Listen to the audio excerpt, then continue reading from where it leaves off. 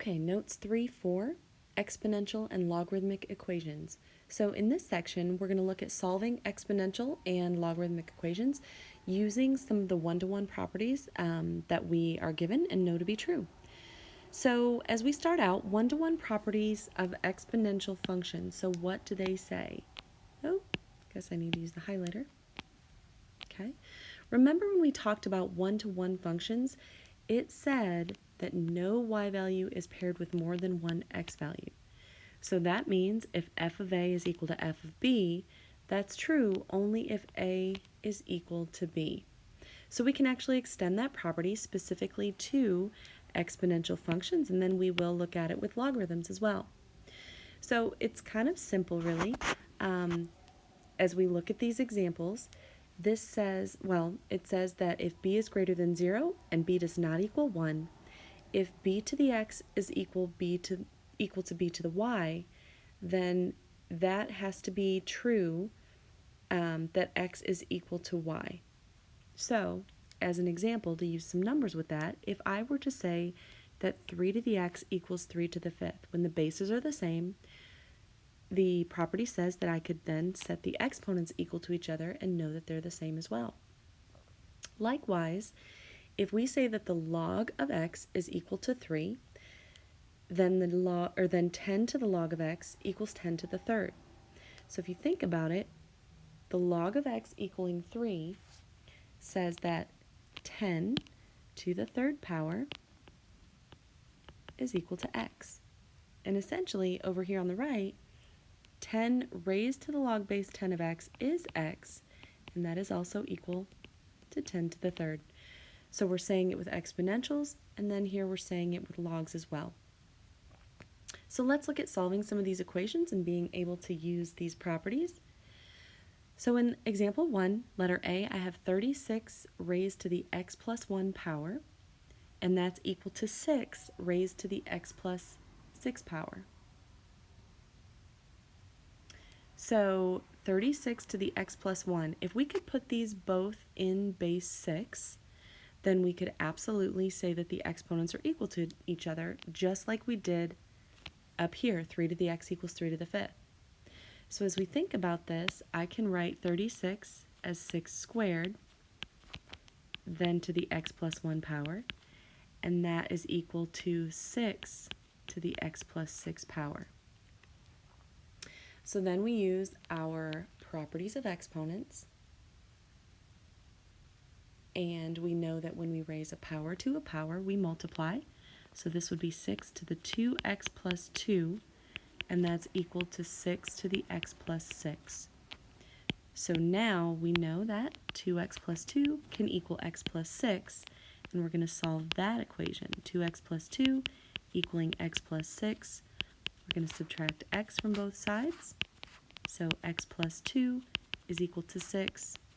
And when I subtract 2, x is equal to 4. And you can always go back and substitute that 4 in and make sure that your equation balances. Okay, let's take a look at letter B. So we have 1/2 to the c power equals 64 to the 1/2 power. So the easiest way to solve these would be to think about whether or not we can put these in the same base. And I'm going to put these in base 2. So we know from Algebra 1 techniques and Algebra 2 that 1/2 is the same as 2 to the first. 2 to the negative first. And I'm raising that to the c power. And 64 can be written also in base 2. That's actually 2 to the 6th power. And if you didn't know that, of course, you can break down 64 to 8 and 8, 2 and 4, 2 and 4, 2 and 2, and 2 and 2. So 64 is comprised of 1, 2, 3, 4, 5, 6 twos. Okay? Just a little side note there. A lot of you probably already knew that. All right, so we have 2 to the 6th power and then to the 1/2. So we use our laws of exponents, and we get 2 to the negative c power and 2 to the 3rd power. So negative c is equal to 3. When we divide by -1, c is equal to -3. And again, you can absolutely check that. So 1/2 raised to the negative third power would be 8, and 64 to the 1/2 is also 8. Okay, so we're going to continue to solve some equations, but these are going to be just a little bit different. Solve each logarithmic equation. Round to the nearest hundredth if necessary. So let's look at A. So the natural log of something, x, is equal to 6. Well, don't really know. We can't divide by x, or we cannot divide by the natural log. That is the natural log of x, so they are tied together. But what we do know is this is base e. So I can rewrite this as an exponential. E to the 6th power is equal to x. So e to the 6th equaling x, not sure what that is, but we can definitely go to the calculator and raise e to the 6th power, and we actually get 403.43. And so this should be our answer, and take another few seconds and just double check. Is the natural log of 403.43 equal to 6? And we will see that it is. Okay, let's look at B. 6 plus 2 times the log of 5x equals 18. Well, my goal is to get x by itself. But the first thing we need to do is take some of these other things off before we actually work with the log and rewrite it as an exponential. So I'm going to subtract 6 from both sides. This is going to give me 2 times the log of 5x equals 12. Then I'm going to divide by 2. Those cancel. I get the log of 5x is equal to 6. So now I'm kind of stuck. I really need to still focus on getting that x by itself. So I'm going to write this as an exponential. This is base 10. So 10 to the 6th power is equal to 5x. So I have 10 to the 6th is equal to 5x. That's going to be a pretty big number. So that will be divided by 5. And we divide that by 5, we get 200,000. And again, you can check that by plugging it back into your equation. Okay, let's take a look at example C. So we have the log base 8 of x to the 3rd equaling 12. The log is already isolated. It's completely by itself. So we're going to start by writing this as an exponential. 8 to the 12th equals x to the 3rd. So I have 8 to the 12th power equals x to the 3rd power. And what I want to do is get x by itself to the 1st power. So how do we undo something raised to the 3rd power? We're going to cube it. So I'm going to cube both sides, and I get just an x. And then, not sure if you can see this as a radical. I'm looking for groups of 3, and I have 12. That's going to be 4 groups. Or you can write this with a rational exponent, and that would be 8 to the 12 thirds, which is 8 to the 4th, equaling x. Now, without a calculator, you would just leave it like that.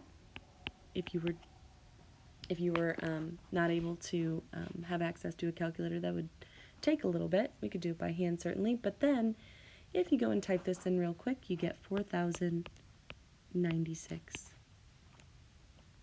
Okay. So, we're going to look at some more. Now, one-to-one properties of logarithmic functions. So, we're going to continue to solve, but using these properties. This says logarithmic functions are also one-to-one, and the same properties as before apply. So one-to-one properties of logarithmic functions. This says the same identities or the equalities as it did with the logs. If we have the log base b of x equaling the log base b of y, that's true if and only if x is equal to y. So a couple of examples here, just putting some values in. If I know that the log base 2 is equal to x, or the log base 2 of x is equal to the log base 2 of 6, then I can say x is equal to 6. and I also can say that e to the y is equal to 2, then I know that the natural log of e to the y is equal to the natural log of 2.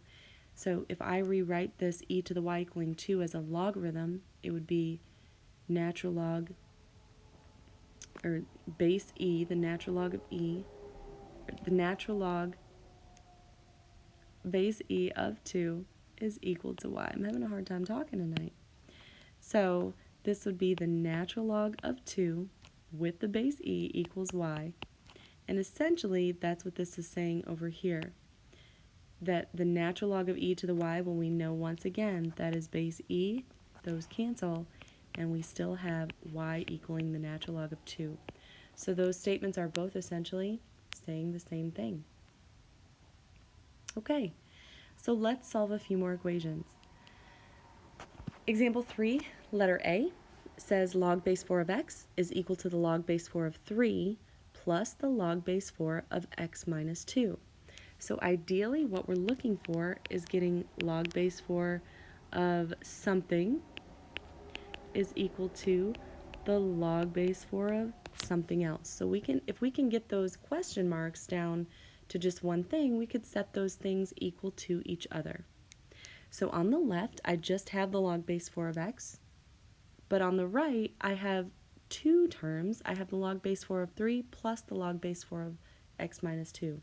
So we're going to take the log properties that we learned about in the previous section, and we're going to condense this right-hand side.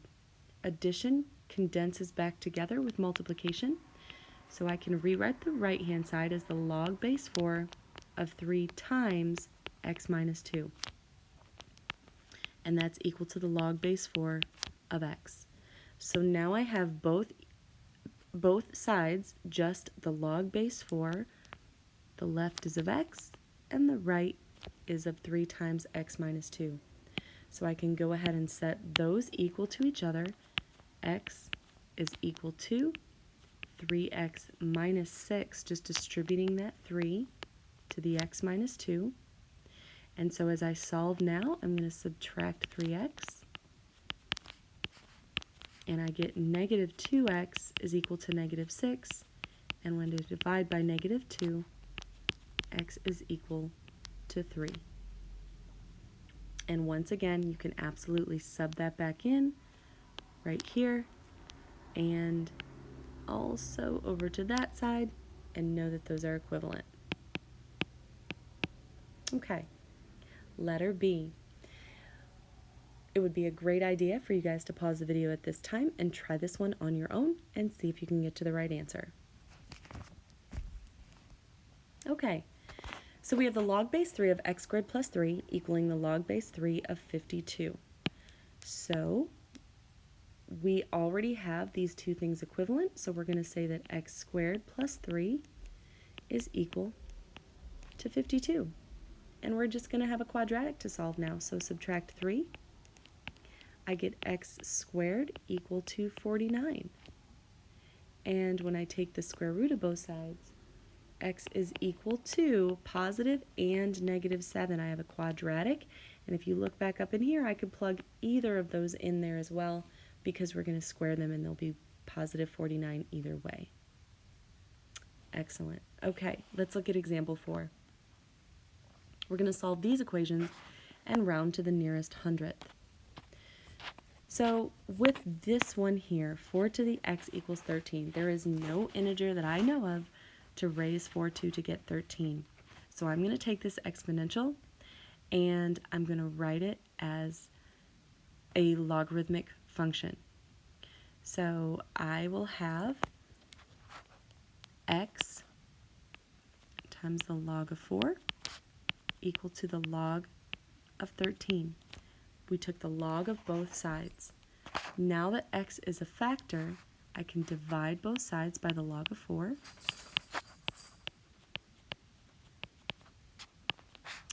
And I know that x is equal to the log of 13 divided by the log of 4. And when we go to our calculator, we have x equal to 1.85. and I just went to 2 decimal places there. Okay. Then letter B. We have e to the 4 minus 3x equals 6. So we can take the log of both sides, or we can write this as a logarithm. So this is an exponential. We can write it as a log, or we can take the log of both sides. So let's do both. We're going to write this as a logarithmic function. So the natural log of 6, because it already is in base e, equals 4 minus 3x. Now I could take and subtract 4. So the natural log of 6, which is a number, minus 4 equals a negative 3x. And then I could divide by negative 3 to everything. So x would be the natural log of 6 minus 4 all over 3. And only now would we want to go to our calculator so we don't lose any accuracy, and we would get 0.74 as our x value. The other way to do it, I'm going to show you real quick. I could take the log of both sides. I could say the natural log of e to the 4 minus 3x is equal to the natural log of 6, just like I did in example A, taking the log of both sides. So that would allow me to use the power property, pull 4 minus 3x down in front, times the natural log of e is equal to the natural log of 6. So the natural log of e cancels, that's just 1. So I would have 4 minus 3x is equal to the natural log of 6. And once again, we're going to subtract 4, so negative 3x equals the natural log of 6 minus 4, and divide by negative 3. So we would still have x equal to the natural log of 6 minus 4 divided by negative 3, and we know that that is 0.74. Okay. Let's look at example 5. With example 5, we have 4 to the 3x minus 1 equal to 3 to the 2 minus x. And we're going to round to the nearest hundredth. So with this one, we're going to want to get to those x's, which are in the exponentials. So we're going to take the log of both sides. And you can do the natural log or the common log, either one. You don't have a base 10, you don't have a base e, so you can pick whatever you want. So I'm going to take the common log of both sides, I guess. So I will have the log of 4 to the 3x minus 1 equal to the log of 3 to the 2 minus x. Then I'm going to pull those powers down in front. So I have 3x minus 1. That's a quantity. I want to surround that with parentheses, times the log of 4. And keep in mind, the log of 4 is a number. And so then I pull down 2 minus x. Please make sure you keep that in parentheses, times the log of 3. Okay, so we need to get to those x's, and now they're no longer in the exponents. So keeping in mind that the log of 4 is a number, we're going to distribute. So we're going to distribute the log of 4 to 3x and negative 1. So I have 3x log 4 minus the log of 4 equal to, then on the right hand side I'm going to distribute the log of 3. And I have 2 times the log of 3 minus x times the log of 3. Okay, so now since I'm going after the x's, I want to solve for x. I want to get everything with an x on one side, everything without an x or a constant on the other. So here's what this is going to look like. I'm going to take and add the log of 4 to both sides, and I'm going to I'm going to add x log 3 to both sides. So here's what I have. The log of 4's cancel, and the x log of 3's cancel. So as I write my new equation, I have 3x log 4 plus x times the log of 3 is equal to 2 times the log of 3 plus the log of 4. So now everything with an x is on one side. So what that means for me is I can factor out an x over there on the left. So I have an x in both sides. I'm going to bring this work up here. So x times 3 log 4 plus the log of 3. And that is equal to 2 log 3 plus the log of 4. So this is looking pretty long. And what we can do is remember those properties that let us condense these things. So I'm going to have x times, now what's inside here? Let's condense this back down. I have 3 times the log of 4. Well, that 3 is an exponent to the 4, and the plus sign means I can combine them with multiplication. So I would have x times the log of 4 to the 3rd times 3. Well, that's 64 times 3, which is 192. So I have x times the log of 192. That's a little bit better. Then on the right-hand side, this 2 can come back up and be an exponent to the 3, and the addition will condense with multiplication. So on the right, I'll have the log of 3 squared times 4. And that's 9 times 4, so that's the log of 36. So much easier to work with now. I'm going to divide the left by the log of 192 and the right by the log of 192. That cancels. So x is going to be the log of 36 over the log of 192. And if we go to our calculators, that is 0.68. That was a lot of work. That was a pretty big one. But hopefully, as we work through all of it and you go back and look over those steps, each step makes sense to you. There's powers of, or properties of logs in there. There's a lot of algebra in there dealing with the equations. So hopefully, if I were you, I'd go back through that one more time or watch it one more time without writing anything down and just follow along and just watch each step carefully. Okay, let's go to example 6. This is going to be familiar to you, familiar yet different.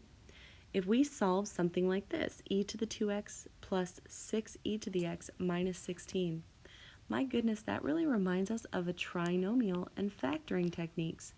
What if, for example, and you don't need to write this down, but what if I had, let's say x squared plus 6x minus 16 equal to 0?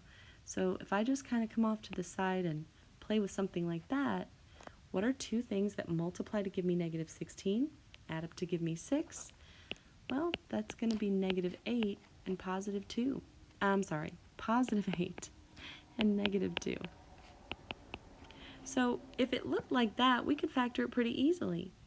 But it doesn't really look like that. We have this e to the 2x and an e to the x. So we still can factor this, but our mindset has to change just a little bit. How do I get e to the 2x? What would have to be in my first two terms of each binomial? Each one would have to be an e to the x. And we kind of get that hint from that middle term right there, e to the x, because we know that it all works together. So if I did the first, e to the x times e to the x, that would be e to the 2x. Then the two things that multiply to give me negative 16, oh, excuse me, it's kind of late, and add to give me positive 6 would be positive 8 and negative 2. So I'm going to set each of those equal to 0, just like I've always known to do. Even though these are different, these are exponentials, logs that we're working with, we're still going to cling to some of our algebraic techniques to solve. So I would still be able to say that e to the x plus 8 is equal to 0. and e to the x minus 2 is equal to 0. So as I look at both of these, I have e to the x equaling a negative 8 and e to the x equaling 2. So to solve those, I'm going to write them as exponentials. The natural log of negative 8 equals x. So the natural log of negative 8 equals x. And the natural log of 2 equals x. Because they're in base e, that's why I'm using the natural log. The natural log of 2 equals x. Now, I cannot take the natural log or the common log, any log, of a negative number. So there is no solution here. That does not work. But the natural log of 2 is a solution, and you don't even have to go get a decimal for that. If you don't want to, you can, but the natural log of 2 is equal to your x value. Okay, excellent. All right, let's solve a few more. Just kind of using log properties and algebra techniques, just a lot of examples now.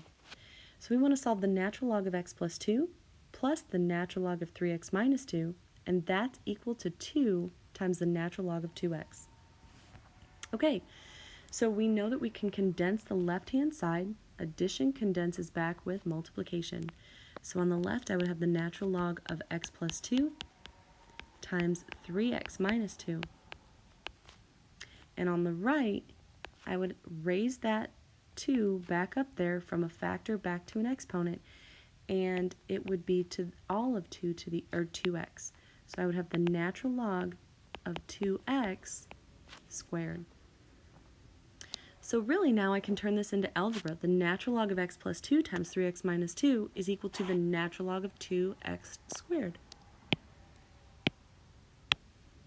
So really I can say that x plus 2 times 3x minus 2 is equal to 2x all squared, and we can solve that. So here on the right, I'm going to have actually 4x squared, and then when I FOIL what's on the left, I'm going to get 3x squared plus 4x minus 4. Okay, and that was combining the outer and the inner. The outer of negative 2x and the inner of positive 6x, that's what gave me the plus 4x right there. Okay, let's combine this quadratic. I actually want to keep my values positive, so, or my x squared term positive, so I'm going to actually subtract 3x squared, and I'll have 4x minus 4 equal to x squared, and then I'm going to move the rest of it over. So I'm going to have 0 on the right, and then x squared, I'm going to subtract 4x and add 4. Okay, so two things that multiply to give me positive 4 that add up to negative 4 are negative 2 and negative 2. So I can say that 0 is x minus 2 squared, and when I solve for that, x is equal to 2. This is not extraneous. You can go back in and please double check, but it does make both sides balance. Okay, the next thing we have is where it just equals a constant. I have the log base 12 of 12x plus the log base 12 of x minus 1 equal to a constant. So if I can combine the left with the log base 12s, I can then write it as an exponential. So addition condenses back together with multiplication. So I'm going to have log base 12 of 12x times x minus 1 equal to 2. So as I do that, I'm actually going to take and combine the inner portion here with in the parentheses. So log base 12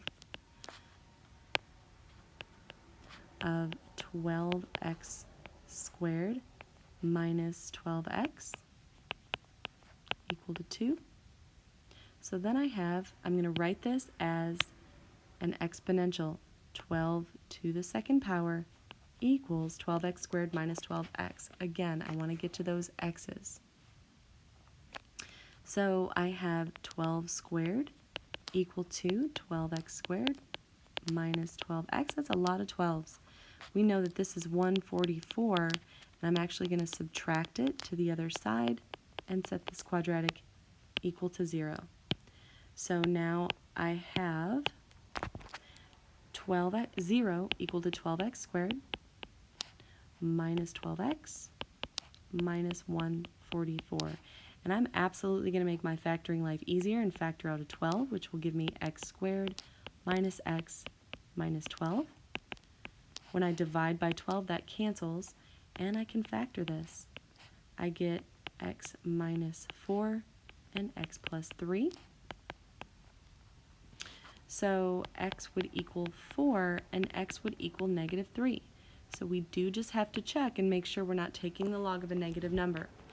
And when I do plug in negative 3, that poses a problem. When I plug it into 12x, that would be taking the log base 12 of a negative 36. And then when I plug it into x minus 1, that would be taking the log base 12 of a negative 4. So negative 3 does not work. Your only solution is x equals 4. Okay. We're going to end on an application. So let's take a look. We have website traffic during the months of January and April and the number of hits. So it says, this table shows the number of hits a new website received by the end of January, and then by the end of April the same year. So if the number of hits is increasing at an exponential rate, identify the continuous growth rate. Then write the exponential equation to model this situation. So we need to identify rate, and they told me it's continuous. And we need to identify the equation that models this situation. Okay, so with continuous rate of growth, we're going to use this formula. We're not talking money, so we're going to use n times n sub 0 e to the kt. And it is the k that we are after first. So let's take what we know. N is the resulting amount, so that looks to me like that would be 2,000. The initial amount would be the 125. And then as far as time, we have, let's say January is our initial month, we'll make that t equals 0. And so that would make April our actual third month. Okay, so we have 2,000 as our result, equal to 125 as the initial, e to the k3 power. And the reason, once again, let's just be clear, the end of January, this is time equaling 0. If it's the end of January, we're not counting the month of January, so that's why we're going to start it at 0. And then end of February, end of March, end of April, that really is time equaling 3. So I know some of you are like, wait, why don't we use 1 and 4? And it's not that we couldn't, but really, since it's the end of the month, that is initially time 0. We don't really want to count January as well. All right, so let's solve for the rate. We're going to divide by 125. Turns out really nice, actually. That's going to be 16, equaling e to the 3k. And we're going to take the natural log of both sides because we're in base e. So we're going to have the natural log of 16 equal to the natural log of e to the 3k. So right here, right now, if you remember that this is base e and those cancel, we know right now that the right-hand side is equal to 3k. But maybe you forgot that. If you didn't, great. But if you did, we're going to remember that power property that says, hey, pull this 3k down in front, and you have 3k times the natural log of e, which hopefully at this point you've remembered that the natural log of e is 1. So you have the natural log of 16 equal to 3k. We're going to bring that up here, and we're going to divide by 3. So if you go to your calculator, the natural log of 16 divided by 3 is going to give you, and you want to think, this is growth. We had 125 hits in January, 2,000 hits in April. This should be positive growth. And it is. It's 0.924. That's my rate. So over here, the rate is, we could write it as a percent, 92.4% growth, or as a decimal, it is 0.924. So the equation that we want to model is that our initial amount, n, is equal to 125 times e to the 0.924 t power. So you don't want to forget to write the equation that models that situation. Okay, and the very last one, use your model to predict the number of months it will take for the website to receive 2 million hits. So we are already in months. Time is already in months. That's already our t, no conversion necessary there. So we want it to equal a result of 2 million. And so I set 2 million equal to 125 e to the 0.924 times t power. So we're going to divide by 125. So e to the 0.924 t is equal to 16,000. And then I'm going to take the natural log of both sides. So I've got the natural log of 16,000 equal to 0.924t times the natural log of e. And the natural log of e cancels. I'm going to divide by 0.924. And that leaves me with t as a time of 10.48 months, or 10.5 months. Okay, that takes us up through 3-5.